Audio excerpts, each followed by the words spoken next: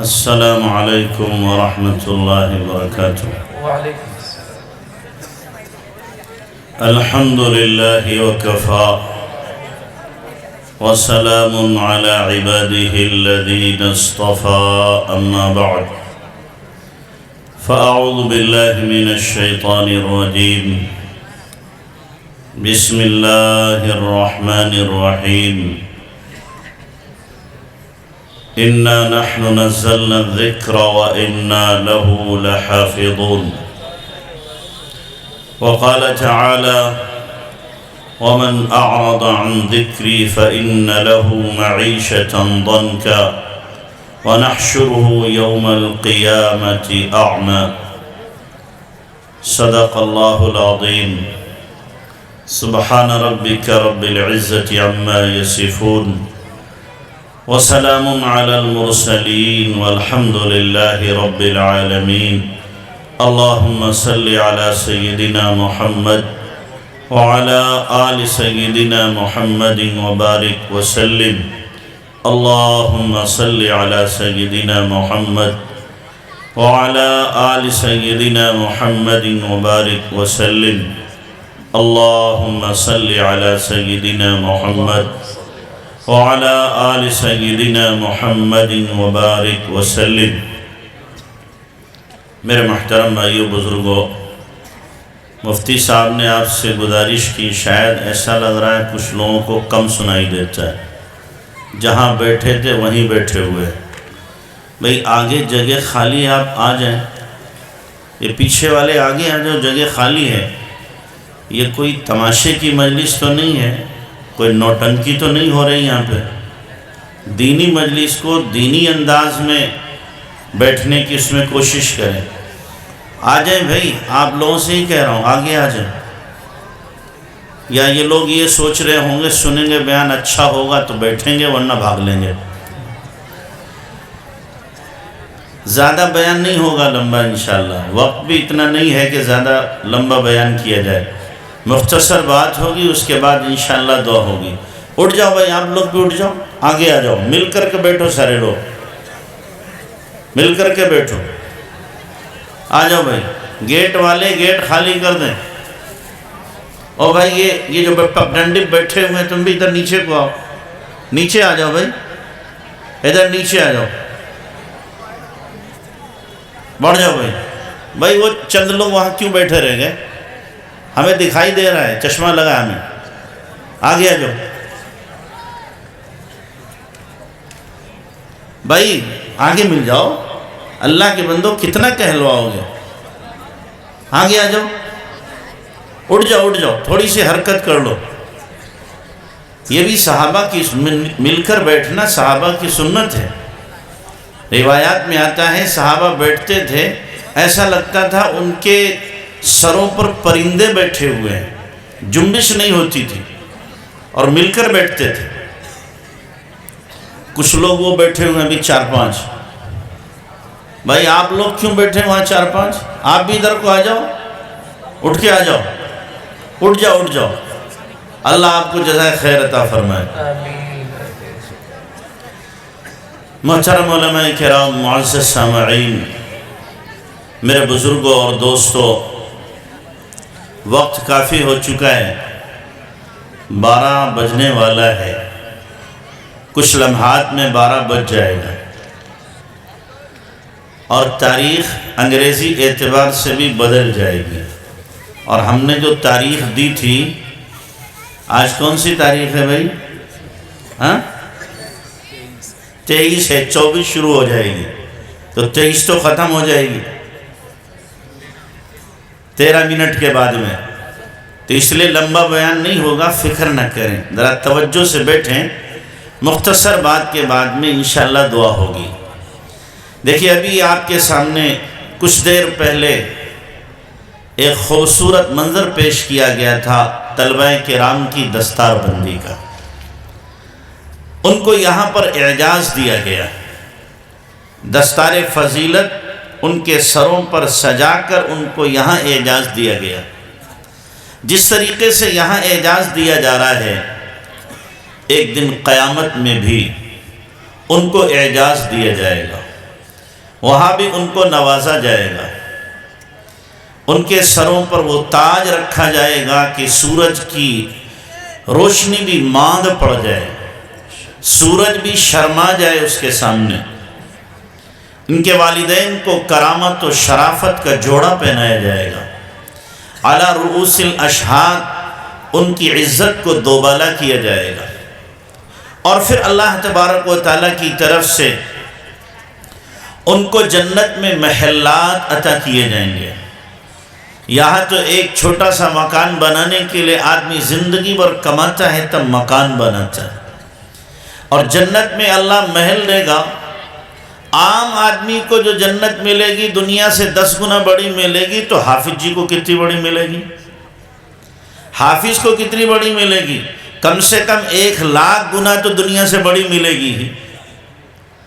آپ سوچو گے اتنی بڑی جنت میں کریں گے کیا؟ اتنی بڑی جنت میں کیا کریں گے؟ گھوم بھی نہیں پائیں گے۔ تو یاد رکھیں، آپ کو جو سواریاں ملیں گی، جہاں آپ کی نظر جائے گی وہیں سواری کا قدم جائے گا، اتنی تیز رفتار۔ تو ساری جنت کے آپ کیا ہوں گے؟ مالک ہوں گے۔ اور جو دین پر چلنے والے ہیں اور دین کی محنت کرنے والے ہیں، حضرت مولانا یوسف صاحب رحمۃ اللہ علیہ کے بیانات میں نے پڑھا، اللہ تبارک و تعالیٰ ان کو 3 کروڑ حوریں دے گا۔ کتنی دے گا؟ 3 کروڑ حوریں دے گا۔ تو ان کے لیے تو بڑا محل چاہیے کہ نہیں چاہیے؟ بڑا محل چاہیے۔ 3 کروڑ حوریں، دین کی محنت کرنے والے، دین پر چلنے والے، دین پر عمل کرنے والے، اور یہ جو حفاظ ہیں، علماء ہیں، قراء ہیں، یہ تو دین کی محنت کرنے والے، قرآن کی خدمت کرنے والے، قرآن کو اپنے سینے سے لگانے والے، ان کو نہ ملے گا تو کن کو ملے گا؟ تو اس لیے یہ حفاظ کرام ہیں، ان کو محبت سے دیکھنا بھی فائدے سے خالی نہیں۔ اگر آپ محبت سے دیکھ بھی لیں گے تو انشاءاللہ اللہ کی ذات سے امید ہے اللہ محروم نہیں کرے گا۔ ایک اللہ والے کے پاس میں ایک بادشاہ آیا، اس وقت میں ان کی خانقاہ میں جھاڑو لگ رہی تھی، وہ تھوڑی دیر کے لیے کھڑا ہو گیا اور اس کے بعد چلا گیا۔ جب اس کا انتقال ہوا تو کسی نے دیکھا وہ بادشاہ جنت میں، تو پوچھا بھائی تیرا اللہ کو کون سا عمل پسند آیا؟ تو اس نے کہا ان اللہ والے کی خانقاہ میں گیا تھا، جھاڑو لگ رہی تھی، گرد اڑ رہی تھی، میں اس لیے کھڑا ہو گیا اس خانقاہ کی گرد میرے جسم کو لگ جائے، یہاں اللہ والے بیٹھتے ہیں۔ اس احترام کی وجہ سے اللہ تبارک و تعالیٰ نے میری بخشش کا فیصلہ کر دیا۔ جب اس پر بخشش کا فیصلہ ہو سکتا ہے تو یہ جو حفاظ کرام بیٹھے ہیں، علماء کرام بیٹھے ہیں، اگر آپ ان سے محبت کریں گے، ان سے عظمت رکھیں گے، ان سے اپنا تعلق قائم کریں گے اور للہ فی اللہ محبت کریں گے تو یہ محبت انشاءاللہ ضائع نہیں ہوگی، کبھی نہ کبھی یہ رنگ لا کر کے رہے گی۔ میں ایک مرتبہ پونا میں تھا تو ایک بڑے میاں ملے، ان کی عمر تقریباً 85-90 سال کی تھی۔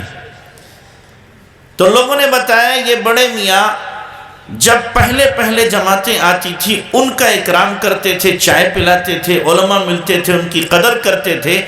آج اللہ نے اس کا صلہ یہ دیا ہے کہ ان کے بیٹے، پوتے، نواسے، نواسیاں، پوتیاں سب حافظ ہیں، سب حافظ ہیں۔ عظمت کی نگاہ سے دیکھنے کی وجہ سے اللہ تبارک و تعالیٰ نے اتنا نوازا ہے۔ جب ان کے دیکھنے پر ان کو دیکھنے والوں کو اتنا دیا جا رہا ہے تو جن کے سینے میں خود قرآن ہوگا اللہ تبارک تعالیٰ ان کو کتنا دے گا۔ ہماری نگاہوں میں اگرچہ یہ بہت معمولی نظر آتے ہیں اور بہت سے دنیا دار لوگ صرف اس لیے اپنے بچوں کو حافظ عالم نہیں بناتے کہ چند پیسے کما کر کے اپنی زندگی کیسے گزاریں گے۔ ان کی تنخواہیں تھوڑی ہیں، 10,000 12,000 15,000، حد ہے کسی کی 20,000 ہو جائے، بہت تیر مارا تو 20,000 میں گزارا کہاں سے ہوگا؟ شاندار خوبصورت زندگی تو گزر نہیں سکتی، لہذا ہم اپنے بچے کو حافظ نہیں بنائیں گے، عالم نہیں بنائیں گے، ہم اس کو ڈاکٹر بنائیں گے، انجینئر بنائیں گے، پروفیسر بنائیں گے اور اونچی ڈگریاں دلائیں گے، IAS اور PCS بنا دیں گے، خوب موج کی زندگی گزارے گا۔ تو یاد رکھنا آپ کچھ بھی بنا دو مقدر سے زیادہ انشاءاللہ اس کو نہیں ملے گا، یا مل جائے گا؟ یا آئی ایس ہو گیا ہے، پی سی ایس ہو گیا ہے، لہذا اللہ کہے فرشتوں سے، روزی والوں سے کہ جناب اس کی روزی ڈبل ٹبل کر دینا، اس لیے کہ آئی ایس ہو گیا ہے۔ اچھا یہ ملا ہوا ہے، ٹھیک ہے گھٹا دو اس کی روزی، گھٹاؤ اس کی، کم کرو، ملا کیوں بنا ہے؟ ماں کے پیٹ میں ہم ہوتے ہیں اس وقت اللہ تبارک و تعالیٰ روزی کا فیصلہ کر دیتا ہے کتنی ملی۔ اب بچے کو دیندار بناؤ یا بچے کو دنیا دار بناؤ، ملنی اتنی ہے جتنی کہ اللہ نے ماں کے پیٹ میں تھا لکھ دی ہے، اس سے زیادہ نہیں ملنے والی۔ تو ہم کیوں اپنے بچوں کو بددین بنائیں، کیوں دنیا دار بنائیں؟ ہم دیندار بنائیں گے۔ روزی کا دینے والا اللہ ہے، روزی اللہ کے ہاتھ میں ہے۔ وَمَا مِن دَابَّةٍ فِي الْأَرْضِ إِلَّا عَلَى اللَّهِ رِزْقُهَا وَيَعْلَمُ مُسْتَقَرَّهَا وَمُسْتَوْدَعَهَا كُلٌّ فِي كِتَابٍ مُبِينٍ۔ جتنے بھی رہنے والے، زمین پر چلنے والے ہیں، انسان اور دیگر جانور، سب کی روزی کا ٹھیکہ اللہ نے لے رکھا ہے۔ سب کا ٹھیکہ کس نے لیا؟ اللہ نے لے رکھا ہے۔ اللہ دینے والا ہے، کوئی اور دینے والا نہیں ہے۔ کتنے پڑھے لکھے ہیں روزی میں پریشان ہیں، اور کتنے ایسے ہیں انگوٹھا لگانے والے، ایسا لگ رہا سمندر سے ڈول بھر رہے ہیں۔ کم عالم عالم آیت مذاہبہ وجاہل جاہل تلقاہ مرزوقا ھذا الذی ترک الاوہام حائرۃ وسیر عالم النحریر زندیقا۔ کتنے ایسے پڑھے لکھے لوگ ہیں، بڑے قابل ہیں، بڑی ڈگریوں والے ہیں، لیکن روزی کے سلسلے میں مارے پھرتے ہیں، جھوٹیاں چڑھاتے پھرتے ہیں، روزی ان کے ہاتھ نہیں لگتی۔ اور کتنے ایسے جاہل ہیں جو کچھ نہیں جانتے، لیکن روزی ایسا لگ رہا ہے ساری انہیں کے یہاں امڑ کر کے آ رہی ہے۔ یہی وہ چیز ہے کہ جس نے لوگوں کی عقلوں کو حیران کر دیا ہے، اور بڑے بڑے پڑھے لکھے لوگ بددین بن جاتے ہیں۔ تو اس لیے میرے بھائیوں، روزی کے سلسلے میں اپنی اولاد کو بددین مت بناؤ۔ دیندار بنانا، تربیت کرنا، ذہن سازی دینی کرنا، یہ ہماری ذمہ داری ہے۔ باقی روزی دینا یہ اللہ کے ذمہ ہے، اللہ ان کو روزی دے گا۔ تو یہ طے کرو کہ ہم اپنی اولاد کو دیندار بنائیں گے۔ سب کچھ ہو گیا، اگر دین ان کے پاس نہیں ہے تو کیا ہے؟ آپ نے بارہ سنا ہوگا، حضرت مفتی شفیع صاحب رحمۃ اللہ علیہ کے پاس میں ایک صاحب آئے اور کہنے لگے کہ حضرت میرے 3 بیٹے اور تینوں بڑے پڑھے لکھے اور بہت کما رہے ہیں، ان کے پاس میں بنگلہ، کوٹھی، کار اور کھانا پینا سب کچھ ہے، اور بہت نیک، بڑے شریف ہیں اور بڑے فرما بردار ہیں، ہمارا بھی خیال رکھتے ہیں۔ اور کہتے کہتے آخر میں دھیرے سے کہا بس ذرا سے بددین ہو گئے ہیں۔ کیا کہا؟ ذرا سے بددین ہو گئے، باقی سب ٹھیک ہے۔ تو حضرت نے فرمایا بھائی آپ کی مثال ایسی ہے کہ آپ کے گھر میں آپ کی ماں یا باپ یا کوئی اور عزیز آپ کا گزر گیا ہو، انتقال ہو گیا ہو، آپ کو یقین نہیں آ رہا، آپ ڈاکٹر کو لائے، کہ ڈاکٹر صاحب دیکھنا یہ بول نہیں رہے ہیں۔ ڈاکٹر نے نبض دیکھی، چیک کی، آلہ لگایا، اب ان کو یقین نہیں ہو رہا، تو ڈاکٹر نے کہا دیکھو ان کے ہاتھ بھی ٹھیک ہیں، پیر بھی ٹھیک ہیں، اور جناب ان کا سر بھی ٹھیک ہے، اور دانت بھی ٹھیک ہے، اور آنکھیں بھی ٹھیک ہیں، سب کچھ ٹھیک ہے، بس ذرا سی روح نکل گئی ہے، بس ذرا سی روح نکل گئی، باقی سب کچھ ٹھیک ہے۔ تو بچا کیا؟ یہ تو مٹی کا ڈھیر ہے۔ یہی حال ہمارا اور آپ کا حال ہے کہ بچہ بڑا کماؤ پوت ہے، نوٹ چھاپنے کی مشین ہے، بہت کما رہا ہے، ہمیں بھی دے رہا ہے، رشتہ داروں کو بھی دے رہا ہے، خرچ بھی کر رہا ہے، لیکن بس ذرا سا بددین ہو گیا ہے، نماز نہیں پڑھتا، تلاوت نہیں کرتا، دین میں نہیں لگتا، خدا کی طرف جھکاؤ نہیں، آخرت کا شوق نہیں، آخرت کا بلکہ اس کو یقین ہی نہیں ہے، تو بچہ کیا اس کے پاس؟ وہ اس دھرتی پر چلتا ہوا جانور ہے، دین نہیں ہے تو کیا ہے اس کے اندر؟ تو اس لیے اپنی نسل کو دین سکھانے کی کوشش کرو، دیندار بناؤ، دیندار۔ میں یہ نہیں کہہ رہا ملا بناؤ، یاد رکھنا، میں نہیں کہہ رہا ہر ایک کو مولوی بنا دو، میں کہہ رہا ہوں دیندار بناؤ، دیندار، یعنی وہ اس کو معلوم ہو کہ حلال کیا ہے، حرام کیا ہے، فرض کیا ہے، واجب کیا ہے، کمایا کیسے جاتا ہے، حلال طریقے سے معلوم ہو، کہاں خرچ کیا جاتا ہے یہ بھی اس کو علم ہو، ہر ایک کے حقوق کا جاننے والا ہو، اللہ کا حق کیا ہے، نبی کا حق کیا ہے، والدین کا حق کیا ہے، پڑوسی کا حق کیا ہے، ساتھیوں کا حق کیا ہے، اپنوں کا حق کیا ہے، پرایوں کا حق کیا ہے، جانوروں کا حق کیا ہے، انسانوں کا حق کیا ہے، ملک کا حق کیا ہے، ہر ایک کے حق کو جانتا ہو اور جان کر اس کو ادا کرتا ہو، یہ ہے دیندار۔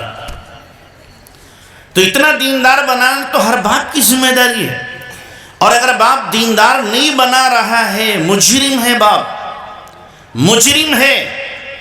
اولاد کو پیدا کر کے یوں ہی چھوڑ دینا، ڈگریاں دلا کر کے دین نہ دینا، یہ اولاد کے ساتھ سب سے بڑی ناانصافی اور زیادتی ہے۔ وہ باپ ظالم ہے، ظالم ہے، ظالم ہے جو اپنی اولاد کو دین نہیں سکھاتا، چاہے ہزاروں ڈگریاں اس کے پاس موجود ہیں، اگر دین نہیں سکھایا وہ ظالم ہے۔ اور اس باپ کی گردن نہیں بچ سکتی قیامت کے دن اگر اپنی اولاد کو دین نہیں سکھایا۔ قیامت کے دن بیٹے کا ہاتھ ہوگا اور باپ کا گریبان ہوگا۔ بیٹا صاف کہے گا یہ ہے میرا ظالم باپ، اس نے مجھے دنیا کی ڈگریاں تو دلائی تھیں، بہت کچھ سکھایا تھا، لیکن قرآن نہیں سکھایا، سنت نہیں بتائی، حلال و حرام کی تمیز مجھے نہیں دی، شریعت کا علم نہیں دیا، جس کی وجہ سے اللہ میں نے تیری بغاوت کی، تیری نافرمانی کی، تیرے حکموں کو توڑا۔ ظالم ہے یہ باپ۔ اگر میرے لیے جہنم کا فیصلہ ہے تو یہ کیا جنت میں جائے گا؟ تو اس لیے میرے بھائیوں، اپنی اولاد کے سلسلے میں بہت زیادہ حساس رہنے کی ضرورت ہے، بہت زیادہ حساس، فکر مند رہو۔ کسی باپ کے ذمے یہ نہیں ہے کہ اپنی اولاد کو مکان بنا کے دے۔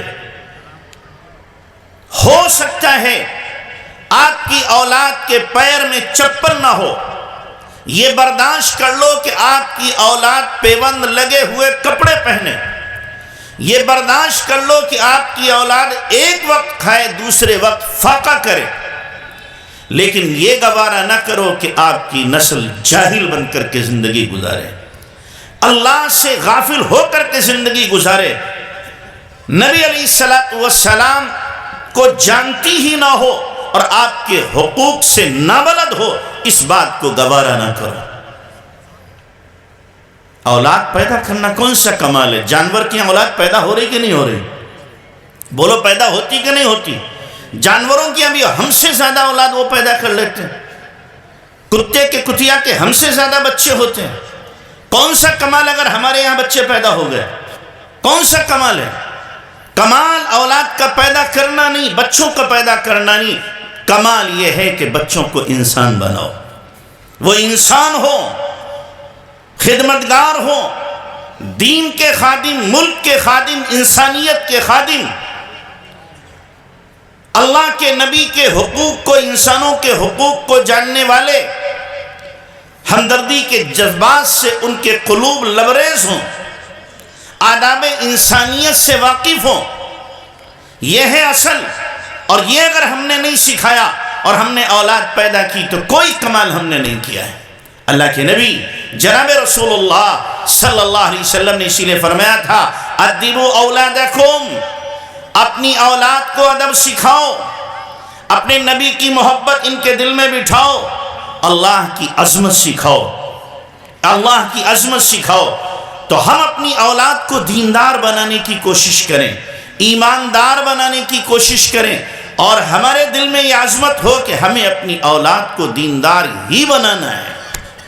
اس مادی دور میں جہاں چاروں طرف پیسہ پیسہ پیسہ اسی کی آواز لگ رہی، اور علم کا محور و مرکز پیسہ کمانا بن گیا، علم کی اس سے بڑی توہین کوئی نہیں ہو سکتی کہ علم کو دنیا کمانے کے لیے پڑھا جائے۔ یہ علم کی توہین ہے۔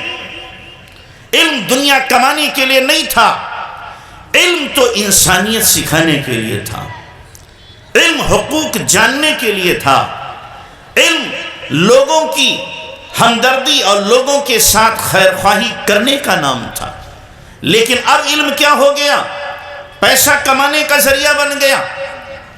تو اس لیے اپنی نسل کے دل و دماغ سے مادہ پرستی کا بھوت نکالنا پڑے گا، مال کی محبت نکالنا پڑے گی، آخرت کی محبت، اللہ کی محبت، نبی کی محبت اپنی نسل کے دلوں میں ڈالنے کی کوشش کرو۔ جہاں ہر طرف آواز لگ رہی پیسے ہوں گے تو کام بنیں گے، پیسے نہیں ہے تو سماج میں عزت نہیں ہے، ویلو نہیں ہے۔ اگر یہی ہمارے دل و دماغ میں بسا ہوا ہے، نعوذ باللہ ثم نعوذ باللہ، تو جن کے پاس آج سے پہلے پیسے نہیں تھے تو ہماری نگاہوں میں ان کی عزت نہیں ہونا چاہیے۔ پھر انبیاء میں سے اکثریت کے پاس پیسے نہیں ہیں۔ حضرت سلیمان، حضرت داؤد ہی تو ملیں گے آپ کو، یا دو چار اور ملیں گے جن کے پاس کیا ہے، دولت ہو۔ حضرت ایوب کے پاس تھی۔ باقی انبیاء کرام علیہ السلام کی عمومی زندگی جو گزری ہے وہ عام طور سے فقر و فاقہ اور افلاس میں گزری ہے، اس لیے کہ انہوں نے دنیا کو منہ ہی نہیں لگایا۔ اللہ کے نبی علیہ السلام کے پاس کتنی دنیا تھی۔ آپ جب دنیا سے جا رہے ہیں اس وقت بھی آپ کے گھر میں کیا ہے، چراغ میں تیل ڈالنے کو پیسے نہیں ہیں۔ آپ جا رہے ہیں، آپ کے جسم مبارک پر جو چادر ہے وہ پیوند زدہ ہے۔ آپ علیہ السلام کی زرہ یہودی کی یہاں رکھی ہوئی ہے۔ آپ کے گھر میں کوئی ترکہ نہیں ہے۔ زندگی بھر آدمی کماتا ہے، جمع کرتا ہے اس لیے کہ اپنے بیٹوں کے لیے، بیٹی کے لیے، بیوی کے لیے کچھ چھوڑ کے جاؤں کہ میرے بعد یہ دست سوال دوسروں کے سامنے دراز نہ کریں۔ لیکن اپنے نبی کی زندگی دیکھو، اللہ کے نبی دنیا سے جا رہے ہیں اس حال میں کہ آپ کے گھر میں کوئی ساز و سامان نہیں۔ نہ آپ نے حسن کے لیے چھوڑا، نہ حسین کے لیے چھوڑا، نہ فاطمہ کے لیے چھوڑا، نہ دامادوں کے لیے چھوڑا، اور نہ بیویوں کے لیے چھوڑا۔ کسی کے لیے اللہ کے نبی چھوڑ کے نہیں جا رہے ہیں۔ کیوں؟ نبی آتا ہی اس لیے دنیا میں نہیں ہے کہ مال کو جمع کرے۔ نبی تو پیغام رسالت کو لے کر کے آتا ہے اور وہ پہنچا دیتا ہے اور اللہ کے پاس چلا جاتا ہے۔ یہ خاموش میسج اور پیغام تھا نبی کی امت کو کہ تم دنیا میں مال جمع کرنے کے لیے نہیں آئے ہو، دین کو بچانے کے لیے، دین کو اپنی زندگی میں لانے کے لیے آئے ہو، اور جو اللہ کو دینا ہے تمہیں دولت وہ اللہ تبارک و تعالیٰ دے دے گا، وہ دولت تمہیں مل کر کے رہے گی۔ تو اس لیے میرے بھائیوں آپ سے گزارش ہے، مؤدبانہ گزارش ہے، اپنی اولاد کو برباد مت کرو، تباہ مت کرو، دین سے برگشتہ مت کرو۔ اسکول کالجوں سے میں آپ کو منع نہیں کرتا کہ آپ نہ پڑھائیں، ہمیں اس کی ضرورت ہے، ہمیں وکیلوں کی بھی ضرورت ہے، ججوں کی بھی ضرورت ہے، ڈاکٹروں کی بھی ضرورت ہے، انجینئر کی بھی ضرورت ہے، پروفیسر کی بھی ضرورت ہے، IAS PCS کی بھی ضرورت ہے، دیگر ڈگری والوں کی بھی ضرورت ہے۔ لیکن یہ کیسے ہو؟ یہ سب کے سب دیندار ہو۔ کیسے ہو؟ سب کے سب دیندار ہو، جس محکمے میں جائیں، جس شعبے میں جائیں، چھاپ چھوڑ کے جائیں کہ مسلمان ایسا ہوتا ہے، مسلمان ایسا ہوتا ہے۔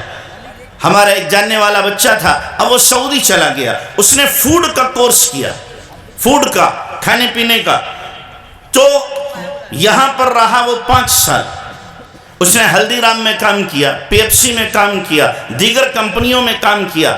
آپ کو یقین نہیں آئے گا، اس کے پاس آفر آئی 7 لاکھ پر منتھ کی نوکری کی، 7 لاکھ روپیہ ایک مہینہ۔ تو اس نے کہا جمعے کی نماز کی چھٹی ملے گی کہ نہیں ملے گی؟ دنیا دار ہے وہ، ہماری نگاہ میں داڑھی بھی نہیں ہے اس کے، کرتا پیجامہ بھی ہماری طرح نہیں ہے، لیکن دین کی عظمت ہے، دین کی عظمت ہے۔ اس نے کہا جمعے کی چھٹی ملے گی کہ جمعے کی چھٹی تو نہیں ملے گی آپ کو؟ اس نے کہا مجھے نہیں چاہیے، 7 لاکھ کی نوکری مجھے نہیں چاہیے۔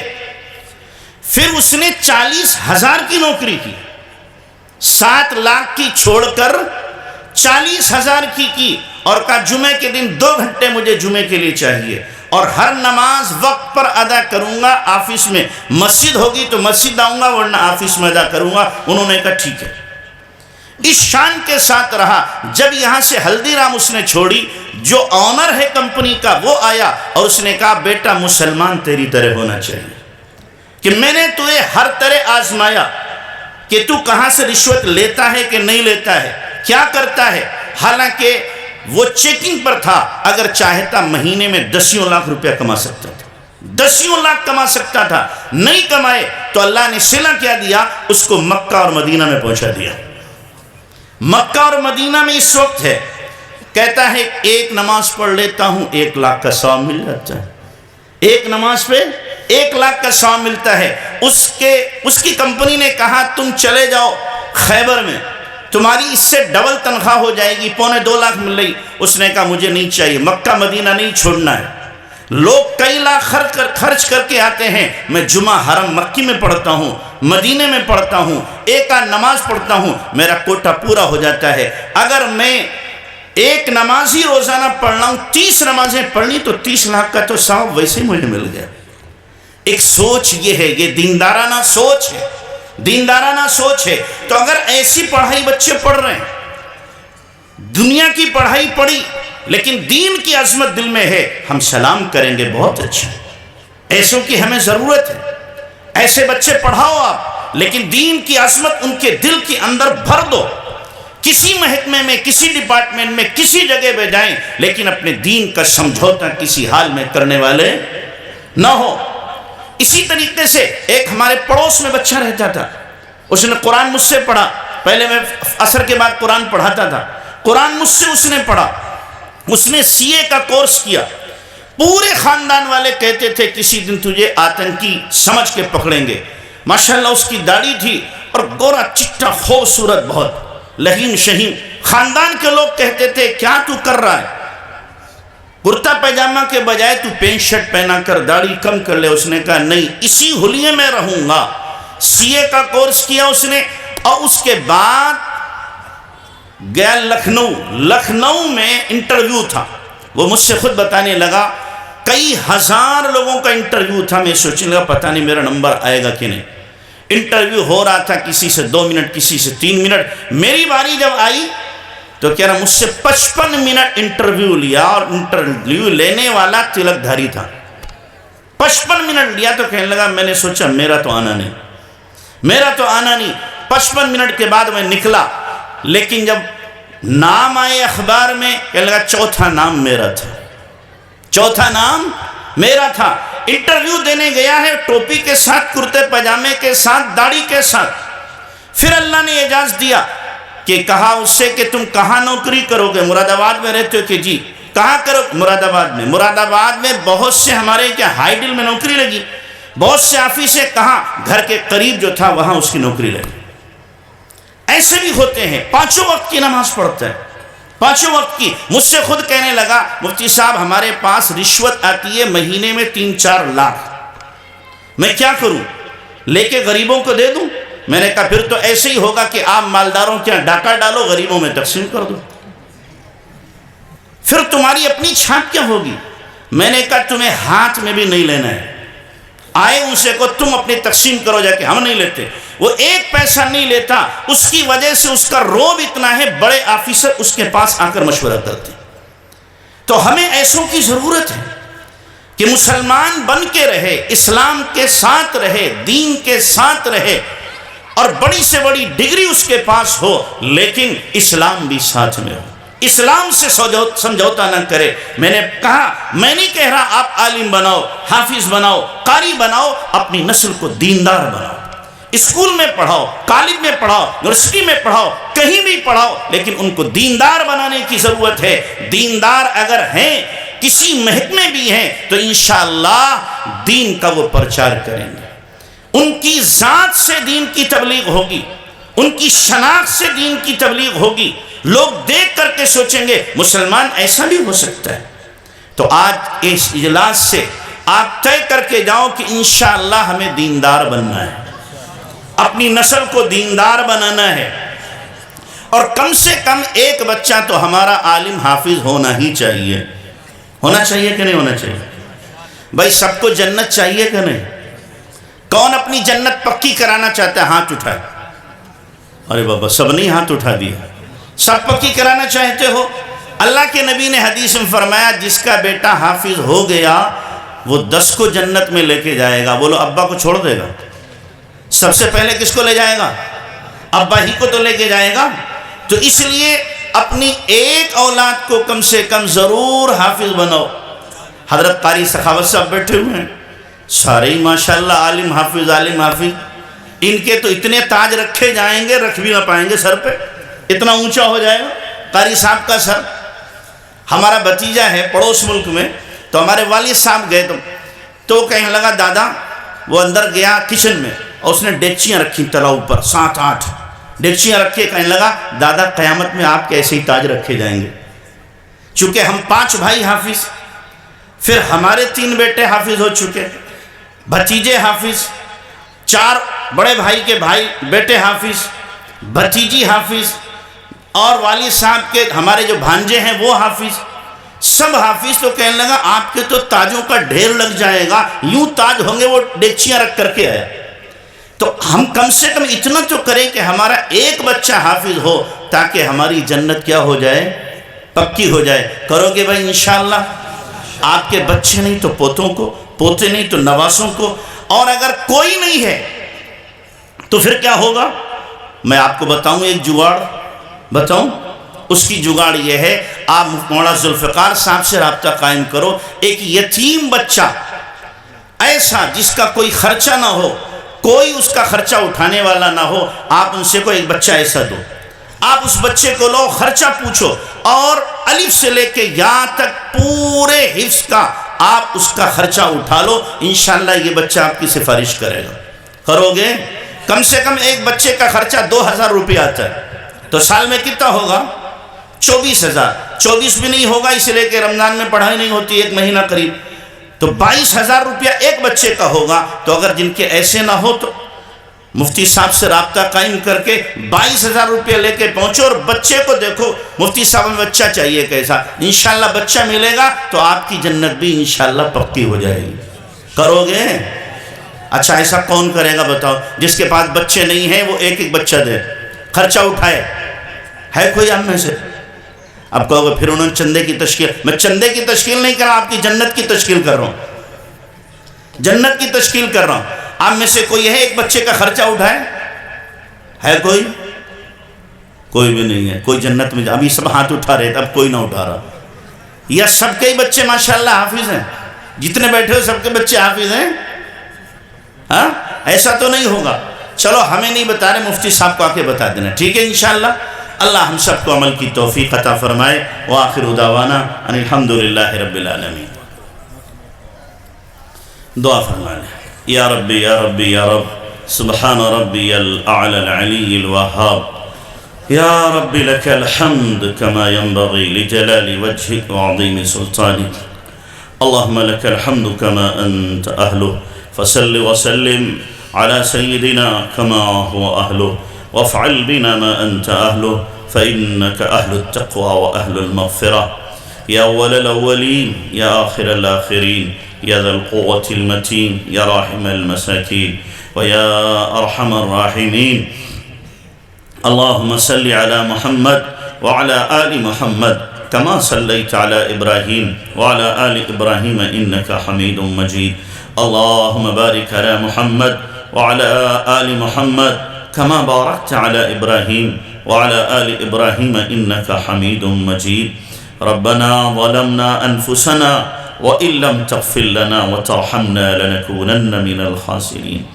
ربنا لا تزغ قلوبنا بعد إذ هديتنا وهب لنا من لدنك رحمة إنك أنت الوهاب، ربنا لا تؤاخذنا إن نسينا أو أخطأنا، ربنا ولا تحمل علينا إصرا كما حملته على الذين من قبلنا، ربنا ولا تحملنا ما لا طاقة لنا به، واعف عنا واغفر لنا وارحمنا أنت مولانا فانصرنا على القوم الكافرين، رب اغفر لي ولوالدي وللمؤمنين يوم يقوم الحساب، رب ارحمهما كما ربياني صغيرا، رب ارحمهما كما ربياني صغيرا، رب ارحمهما كما ربياني صغيرا، ربنا هب لنا من أزواجنا وذرياتنا قرة أعين واجعلنا للمتقين إماما، يا حي يا قيوم يا ذا الجلال والإكرام برحمتك نستغيث، أصلح لنا شاننا كله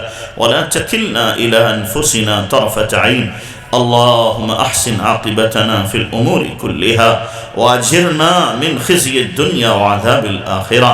اللهم إنا نسألك الهدى والتقى والعفاف والغنى. اللهم إنا نسألك رضاك والجنة ونعوذ بك من سخطك والنار. اللهم إنا نواسينا وجوارحنا بيدك لن تملكنا منها شيئا، فإذا فعلت ذلك بنا فكن أنت ولينا واهدنا إلى سواء السبيل. اللهم اهدنا فيمن هديت وعافنا فيمن عافيت وتولنا فيمن توليت وبارك لنا فيما أعطيت وقنا شر ما قضيت، فإنك تقضي ولا يقضى عليك، إنه لا يذل من واليت ولا يعز من عاديت، تباركت ربنا وتعاليت. نستغفرك ونتوب إليك رب فحببنا وفي أنفسنا لك فذللنا وفي أعين الناس فعظمنا ومن سيء الأخلاق فجنبنا ومن صالح الأعمال فقوّمنا وعلى أعدائك أعدائنا أعداء الإسلام والمسلمين فانصرنا. اے اللہ ہم ظاہر میں بندے حقیقت میں بہت گندے ہیں. اے اللہ ہمارے من کی گندگی دور فرما. اللہ سر سے لے کر پیر تک گناہوں میں سنے ہوئے ہیں، لت پت ہو چکے ہیں. اللہ ہم جیسا مجرم، گنہگار، روسیا، باغی، ڈھیٹ گناہ کرنے والا کون ہوگا؟ میرے اللہ معاف فرما دے، معاف فرما دے، معاف فرما دے. اللہ معاف کر دے، اللہ معاف کر دے. اللہ ہم گناہ کر کر کے اب اوب چکے ہیں، اپنی زندگی سے عاجز آ چکے ہیں. میرے اللہ گناہوں کی جنجال سے نکال لے. اللہ گناہوں کی سے ہماری جان چھڑا دے. اللہ گناہوں کی نفرت دے دے، گناہوں کی گھن عطا فرما. طاعت کا ذوق دے دے، عبادت کا شوق دے دے، جنت کے شوق لگا دے. اللہ اپنی ملاقات کا شوق دے دے، اپنی ملاقات کا شوق دے دے. میرے اللہ ہم نے اپنی گندی عادت گناہوں کی نہیں چھوڑی. اللہ تو اپنی اچھی عادت معاف کرنے کی نہ چھوڑ. مولا معاف فرما دے، معاف فرما دے. اللہ یوسف کے قتل کا ارادہ کرنے والے بھائی، اللہ یوسف نے ان کو معاف کر دیا تھا. اللہ تو یوسف کا پیدا کرنے والا ہے. اللہ تیرے کرم کے کوئی ٹھکانے نہیں. مولا تو بھی ہمیں معاف فرما دے، معاف فرما دے. اللہ ایک دیہاتی نبی کے پاس آیا تھا، نبی سے پوچھا حساب کون لے گا؟ نبی نے کہا اللہ لے گا. وہ دیہاتی مست ہو کے کہنے لگا الکریم اذا قدر عفا. کریم جب قابو پاتا ہے تو معاف کر دیتا، معاف کر دیتا. اللہ تو بھی ہمارے اوپر قابو یافتہ ہے. اللہ تو بھی ہمیں معاف کر دے، تو بھی ہمیں معاف کر دے، تو بھی ہمیں معاف کر دے. نہیں معاف کرنا پھر بھی معاف کر دے. اے میرے اللہ وہ گناہ جو تیری رحمت کے لیے رکاوٹ بنے ہوئے ہیں، اللہ ان گناہوں کو بھی معاف کر دے. جو تیری مدد نہیں آنے دیتے، اللہ انہیں بھی معاف کر دے. ہم تو کر کے بھول گئے پر تجھے تو سب یاد ہے نا.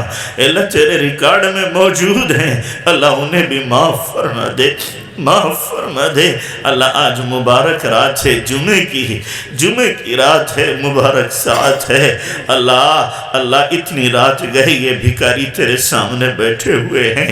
دنیا کے بھکاری تو گھروں میں سو گئے ہیں. اے اللہ یہ چند بھکاری ہیں، اتنی رات میں مانگ رہے ہیں. مولا خالی نہ لوٹا، ہمارے ہاتھوں کو بھر دے، جھولیاں پر فرما دے. دامن مراد ہمارے بھر دے. کریم آقا کرم کے فیصلے فرما، رحم کے فیصلے فرما. اللہ بچہ اگر کمزور ہو، ماں باپ اس سے زیادہ پیار کرتے ہیں. اللہ ہم بھی کمزور ہیں، صحابہ طاقتور تھے، اللہ ان کا جسم بھی مضبوط تھا، ایمان بھی مضبوط تھا، اعمال بھی مضبوط تھے.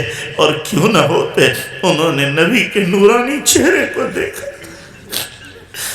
نبی کے نورانی چہرے کو دیکھا تھا، فرشتوں کو اترتے دیکھا، قرآن اترتے دیکھا، نبی کی مجلسوں کے مزے لیے۔ اللہ ان کے ایمان بڑے پختہ تھے۔ ہم تو چاروں طرف گناہوں کے اڈے دیکھتے ہیں، تیری نفرت، تیرے دین سے نفرت دیکھتے ہیں، تیرے نبی کی سنتوں کا مذاق اڑتے دیکھتے ہیں، بے حیائی کے چاروں طرف مناظر ہیں۔ ہمارا ایمان کیسے بچے، ہمارا ایمان کیسے پختہ ہو؟ میرے اللہ تو حفاظت فرما۔ بچہ نہیں بچتا گندی جگہوں سے، ماں باپ بچاتے ہیں۔ رب، اے ہمارے رب، ہم بھی نہیں بچ سکتے، بندہ نہیں بچ سکتا، رب ہی بچائے گا تو بچیں گے۔ اے ہمارے رب، تو ہماری حفاظت فرما، حفاظت فرما، ہماری جان کی، مال کی، ایمان کی، گھر بار کی حفاظت فرما۔ خاص طور سے اللہ ہماری بچیاں مرتد ہو رہے ہیں، لاکھوں لاکھ بچیاں کفر کی گود میں چلی گئیں۔ میرے اللہ کی یہی دن دیکھنا تھا ہمیں۔ کہاں اسلام میں آنے والے اب اسلام سے پھرنے والے بن گئے۔ میرے مولا یہ ہماری نالائقی ہے، ہماری صد موری ہے۔ مولا معاف فرما دے، معاف فرما دے، ہماری بچیوں کے ایمان کی حفاظت فرما، حفاظت فرما، اور ان کی حفاظت کے لیے سبب کے طور پر ہمیں استعمال فرما لے، استعمال فرما لے۔ میرے اللہ کریم آقا، کرم کا معاملہ فرما، رحم کا معاملہ فرما۔ پیارے اللہ، ہم تیرے در کے بچپن سے بھکاری ہیں۔ اللہ، ہم پیدا ہوئے، ابا نے کان میں تیرا نام لیا تھا۔ اللہ، جب بولنے لگے اللہ اللہ کہنا سکھایا، جب چلنے لگے ہاتھ پکڑ کے مسجد کا رخ بتایا، اور بتایا یہیں سے سب کچھ ملے گا۔ اللہ، اب بال سفید کر لیے۔ اللہ، دنیا والے بھی بوڑھے نوکر کو نہیں نکالتے، بوڑھے نوکر کو نہیں نکالتے۔ اللہ، تو بھی ہمیں نبھا لے، دور نہ فرما، دور نہ فرما۔ بچہ ماں باپ سے دور رہ کے چین نہیں پاتا، بندہ رب سے دور رہ کے سکون نہیں پاتا۔ اللہ، اپنے قرب کی ٹھنڈی چھاؤں عطا فرما۔ اللہ، اپنی محبت عطا فرما، اپنا عشق عطا فرما، اپنی معرفت عطا فرما، اپنی ذات سے ذاتی تعلق نصیب فرما۔ اللہ، اپنی یاد کی دھن عطا فرما، پورے وجود کو ذاکر بنا دے۔ اللہ، ہمیں بھی ان لوگوں میں شامل فرما جنہیں دیکھ کے تو یاد آ جاتا ہے۔ اللہ، ہماری نسلوں میں دین کی بقا کے فیصلے فرما۔ قیامت تک کے لیے ہماری نسلوں میں قرآن کے فیض کو جاری فرما دے، جاری فرما دے۔ اللہ، اولاد کے غموں سے بچا، اولاد کے دکھوں سے بچا، اولاد کے سکھ عطا فرما۔ ہماری اولاد کو آنکھوں کی ٹھنڈک بنا دے، دل کا سکون بنا دے۔ اے میرے اللہ کریم آقا، اس مدرسے کو دونی رات چوگنی ترقیات سے مالا مال فرما۔ اللہ، اس کی ضروریات کا غیب سے تکفل فرما۔ تمام مدارس اسلامیہ کی، مساجد کی، مکاتب کی، مقابر کی حفاظت فرما، اور اللہ اوقاف کی حفاظت فرما۔ ان کی ضرورتیں غیب سے پوری فرما۔ اے اللہ، جتنے بچے حافظ ہوئے، اللہ ان کے خاندان والوں کو اس قرآن کی برکت سے 100% دیندار بنا دے۔ اللہ، ان کے قرآن کے فیض کو ان کے خاندان میں جاری فرما دے۔ میرے پیارے اللہ، جتنے لوگ یہاں بیٹھے ہیں، نہ معلوم کس کے دل میں کیا تمنا ہے، کیا ارمان و آرزو ہے، سب کی تمام جائز مرادیں، تمنائیں پوری فرما۔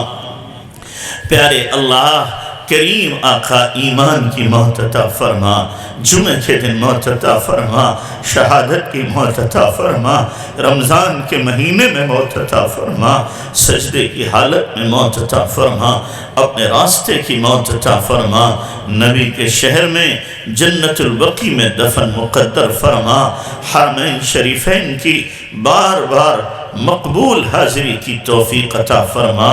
میرے اللہ، آج جمعے کی رات ہے، ہم سب کی طرف سے ہمارے نبی کو سلام پہنچا، اور آپ کی روح مبارک کو ہماری طرف سے خوش خوش فرما اور آپ کے دین کی خدمت کے لیے اللہ ہمیں قبول فرما لے، ہماری صلاحیتیں ضائع ہونے سے بچا لے، جو صلاحیتیں ہیں ان کو اپنے دین پر لگانے کی، وقف کرنے کی توفیق عطا فرما۔ اے اللہ جتنی خیر کی دعائیں ہمارے نبی نے مانگی ہمیں پوری امت کو عطا فرما، جن شرور فتن سے آپ نے پناہ چاہی ہماری پوری امت کی حفاظت فرما، ہماری دعاؤں کو محض اپنے فضل و کرم سے نبی پاک صلی اللہ علیہ وسلم کے صدقے وسیلے قبول فرما۔ جزا اللہ عنا محمد ما هو علیہ وسلم برحمتک